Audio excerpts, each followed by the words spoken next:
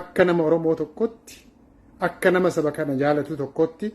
qubee afaan Oromoodhaan jaalladha. Afaan Oromoodhaan jaalladha. Ittiinis hojjedhe baradhes qoradhes gumaaches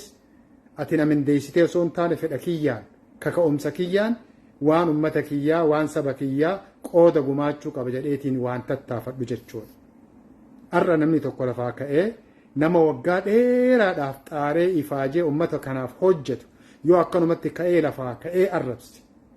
yoo safuu cabsee tarkaanfate dura namni tokko naamusa qabaachuu qaba. Safuu Oromoo fi Oromummaadhaa eeggachuu qaba. Saba isaa kabajuu qaba. Hayyuu isaa kabajuu qaba. Beekaa isaa kabajuu qaba. Oromoon akka Oromootti ilmi namaa akka ilma namaatti wal kabajuu qaba. Kabajaadhaan walitti dubbachuu, beekumsaan walitti dubbachuudha. Warroota amma gamaa gamanaan utaalan warra AA 3A jedhullee tahee warra biraallee tahee eenyulleen ispeeshaalaayiz godhamee kennama addaatiin namni namaa kenname tokkollee hin jiru. Ilmi namaa erga sammuu qabaatee waa kalaquu hoodhaa fudhadhaa waan kana siistema barumsaa keessa kaarikulama keessa naqaa namni jedhe takka illee hin jiru. Namni argama tokko kalaqa tokko saba tokko keessa yoo kalaqe duuba akkamitti sammuun namaa hojjeta. Sammuun namaa akkamitti hojjeta. Aan qabxiin irraa haasa'u isa kana. Maastara saniinis tahee nama biraatis tahee hayyuu biraatis tahee beekaadha ofiin hin jedhin ajallistaniitum. Beekaan hongaga'e rabbi qofaadha. Saba kana keessatti ummata kana keessatti ilmuma namaa keessattuu ilmi namaa waa kalaquu dandahuudha qaba. Kalaqa yookiin immoo argama ofii mataa ofiitiin waa yaadee godhu tokko dura dhaabbannaa qofaadhaaf deemu osoo hin taane karaa beekumsaatiin chaalenjii wal godhuu, kiritisaayiz godhuu, iskoolerli karaa akadamiidhaatiin yaada dhiheessitee yaada sana irratti wal mormuu malee akkanumatti propaagandaa siyaasaa qofaadhaan oofachuudhaan wal mo'achuun hin danda'amu jechuudha. Namni lafaa ka'e akkamitti nama arrabsa? Akkamitti wal arrabsa? Akkamitti wal xiqqeessa? Awwaan kanatu naaf hin taane jechuudha. Gi'iizis tahee, kuullees tahee, caaltuus tahee, qubee afaan Oromoo kalaatiiniitis tahee hundi isaa akkaataa uummata keenyaaf ta'utti itti hojjechuu, ittiin hojjechuu, jajjabeeffachuu, akkasii ta'utti aanjeeffachuu malee wal dura dhaabbachuun qofaan wal abaaruun qofaan qishnaa akkanumatti sooshaal miidiyaa godhuu qofaan maal bu'aa qaba? Bu'aan qabu. Ati waan feete jetteedhaaf aan hamilee qabu waan gochuu barbaadu san mul'ata san na daangeessuu hin dandeessu. Waan barbaadde gooteedhaaf. Haga meeshaa natti qabdee nan ajjeesuudhaaf hin deemnetti haga sammuun kiyya hojjetutti waan ni itti amanee ni hojjeta. Waa gumaacha jedhee yaadu tokko na dura dhaabbachuu hin dandeessu anis dhaabuu hin danda'u. Wal arrabsuudhaan immoo waan akkanaa kanneen irraa wal daangessuun hin danda'amu. Qabxii anan irraa dubbadhu maaliif baaragna maaliif sodaanna maaliif shira biraa walirratti oofna shira biraa maaliif walirratti oofna kuullees ta'ee ka biraa ka maxxanfachuu barbaannu akkaataa itti nuu ta'utti institutionalize gootee hayyoonni irratti dibeet godhanii irratti walii galanii waan kanatu nuuf taha ummata kanaaf taha guddina ummata kanaatiif taha ilma namaatiif taha addunyaadhaaf waa gumaacha jennee maaf hin yaanne sammuu keenya maaf akkasitti hin yaanne ani argimantiin kiyya kan ni dhageessani wanni ani mormu isa kana jechuudha kabajaa qabaaf maastara saniif kabajaa qabaaf jara googilitti na hin jedhan googilitti yoo ka jettan taate nutilleen waan dandeenyu jibbaata goonee jirra namni hallanyeeffateetuma na argaa jechuudhaan deemaa jira malee nutilleen qooda guddaa gumaachinee jirra ummata Oromoodhaatiif googilis ta'e waan biraas ta'e googilis bar daatama kuufamee bakka takka walitti qabu kanneen hunda walitti qabatee karaa artificial intelligenceedhaatiin akkaataa ulaagaa waan saniitiif guutuu irratti hojjeta jechuudha. Teknooloojiin illee akkasuma namni rabbiin ta'ee waan addaa uumu takka illee hin jiru. Honga gahee jechuudha. Wanni hubatamuu qabu jechuudha. Ummata afaan faajjeessuun, ummata joonjessuun hin barbaachisu. Na argaa qofaadhaan, ana qofaatu waan kana hojjechaadhaa jira jedhanii uffaarsuu qofaadhaan hin ta'u. Kun wanni ummata bal'aadhaaf ta'u qooda namni hundinuu xiqqoollee haa ta'u roga hundaan gumaacheetu ummataaf bu'aa buusa jechuudha. Wanni hubatamuu qabu. Sigalee namoonni hallanyeeffatanii ana qofaatu hayyuudha nu qofaatu waan akkanaa godhe jettan shame on you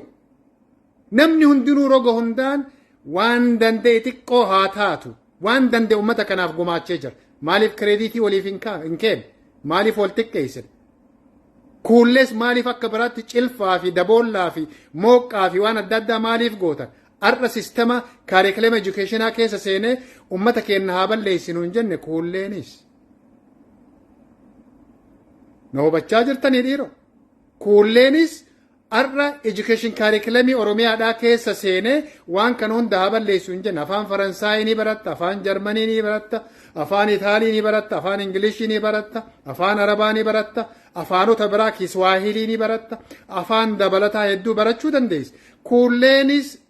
akka dabalataatti maaliif institutiona keessa seenee hayyoonni xiinqooqaa hayyoonni afaanii sirritti qoratanii dibeet godhanii akka argamatti yookiin kalaqa ilma oromoo tokkotti oromoo keessatti bu'aa akka qabaatutti maaliif hin kaayamne arra maaliifi faallaa ummata keenya burjaajeessuudhaaf ummata faallaa hubachiiftan ummata maaf burjaajeessitan maaf gara siyaasatti neeyxan burjaajiin hin barbaachisu an ummata oromoodhaatiif wanne jedhu xiqqeessite hammeessite arrabsite baarayde gidaaratti uf buufte wanne an jedhu ana caalaa afaan oromoodhaa jaaladha jechuun uf sobuu taati anilleen akkasuma jaaladha siin jedhu qubee afaan oromootis yoo ta'e wanni beekamuu qabu garuu kalaqni tokko daangeeffamuu hin qabu ilmi oromoo tokko oromoodhaaf bu'aa qaba jedhee alternative akkana lafa kaaya yoo jedhe criticize godhuun karaa beekumsaatiin social media irratti waccee qofaadhaatiif karaa hayyummaadhaatiin karaa beekumsaatiin yaanni moohataan yaanni saayinsaawaan qoratamee caayatti dhiyaate yookiin immoo teebila irratti dhiyaate mormamee qeeqamee sirratee nuuf ta'a ni fudhannani maxxanfan nuuf hin ta'u lakki argannoo keetiif kalaqa keetiif galatoomi ammaaf garuu sistema amma ittiin deemnu kanaaf guddina keennaaf hin ta'u kanatu irra filatamaadha kun amma arkaayivii taa'uu qaba godambaa taa'uu qaba kuusaa keessa taa'uu qaba tokko namni kun waa kalaqee jira waa yaadee jira sammutu yaada kalaqee jira galatoon inumayyuu badhaasni kennameefi namoonni biraalleen kakalaxayyoo jiraattan as fida kara saayinsaawaa ta'een qeeqamee mormamee gorfamee fooyyeeffamee dhawaataan carraaleen tarree kaayamanii tokko lama sadii afur shan jedhanii seenaa durii irraa jalqabee warroota kaleessa qubee bocan hunda isaa dabalatee maaliif seenaa walii xureessaadhaa deemu maaliif wal xiqqeessaadhaa deemu maaliif wal tuffachaadhaa deemu maaliif gara gandaatti wal deebifna maaliif gara amantiitti wal deebifna waa jennaan gara gandaatti waa jennaan gara amantiitti waa jennaan gara siyaasaatti waay maaliif wal tuffanna argaa jirraa bar propaagandaa oofamaadhaa jiru argaa jirra balfaa fi tuffii adda addaa waan deemaa jiru kun tokkummaa keenyan kunuunsu hin gabbisu kabajaa keenyan gabbisu dhugaa dubbachuudhaaf wal kabajuun jiraachuu qabu wal tuffachuun jiraachuun qabu namni waa kalaqe waa yaade tokko sigalee nama waa qorate tokko qishnaa itti godhuun qoosaa itti godhuun wal arrabsuun wal tuffachuun gandaa fi lagatti wal galchuun amantitti wal galchuun oromummaan gabbisu hubadhaa kan oromummaan gabbisu keessattuu waa'ee ummata amantii islaamaa qabatee maqaa akka Hamzaa fi Hasanii fi Muhammadii be careful wanni itti jirtan kun sirriidhaa miti kun tokkummaa oromoodhaan gabbisu argaa jirra jechuudha ilaalcha kashalabbee akkana kanneen dhiisuu qabna jaarraan 21ffaa gara 22tti deemaa jirru kun gadaa artificial intelligence dhaati gadaa namni qaroomee waan baay'ee hojjechaa jirudha wal tuffachuun barbaachisu we are not in primitive communal primitive keessa hin jirru beeka namni argama adda addaa arguu danda'a kiiboordii akka arra isin jettan ji'a tokkoof ji'a lama keessatti ijoolleen kalaquu danda'an hedduutu jira jechuudha wanni hundinuu guddachaadhaa deemaa jira jechuudha wal tuffachuun barbaachisu wal kabajuun barbaachisaadha ilmi namaa akka ilma namaatti wal kabajuu qaba akka oromottis oromoo wal kabajuu qaba akka ilma namaatti sammuu namaatti waa hojjetu rabbii gaditti ilmi namaa yoo waa kalaqe ilmi namaa yoo waa kalaqe gandaa fi amantii fi lagatti wal galchuudhaaf an dura bahuu qabaa an maaliif kana duran hojjanne akkamitti na dursa jechuun sheem baay'ee namatti dhagahama dhugaa dubbachuudhaaf akkaataan itti deemamaa jiru kun sirriidhaa miti keessattuu warri sooshaal miidiyaadhaa warri baranne jettan warri waanii hubanne jettan arra qubeen afaan oromoodhaa dhalootaan yuunivarsiitii keessatti baratamu dimixmaaxuu yixfaa kuullee babakkuluu izzaa yigbaa namni jedhe takka illee hin jiru maaliif afanfaajjii biraa uumtaniif namni kuullee jedhee fide kun qubeen afaan oromoodhaa haa baduu osoo hin taane akka opshina addaatti kunoo an akkana natti mul'ata jedhee dhiyeesse kan ammoo kan mormu iskoolariidha warra akademiksiidhaati warra waan kana irratti speeshaalaayiz godhe maaliif carraa akkasii hin banne maaliif saniif hin dhiifne maaliif hin caqafne maaliif politisaayiz gootan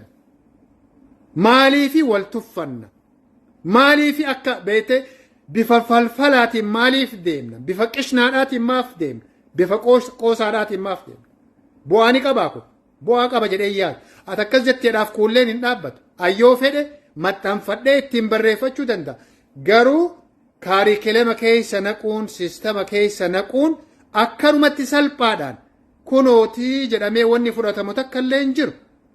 akkuma qubeen afaan oromoodhaa kan laatiin sun wareega guddaa barbaadu kunillee wareega guddaa barbaada jechuudha hubannaa guddaa barbaada dammaqqii guddaa barbaada marii guddaa barbaada qeeqa guddaa barbaada akkanumatti jedhameedhaaf har'a waan qubeen sirraa fudhatamee akka waan ummanni har'a jeeqamee har'a akka waan seenaan badee har'a waan akka waan qabsoon daadarkooytee kuulleen guyyama takkaaf lamatti si baaraysuun inferiority complexitu si dhagahamaa jira jechuudha gadi aantummaatu si dhagahamu jira jechuudha ati ka waa kalaquus ka waa barreessuus ka waa hojjetuus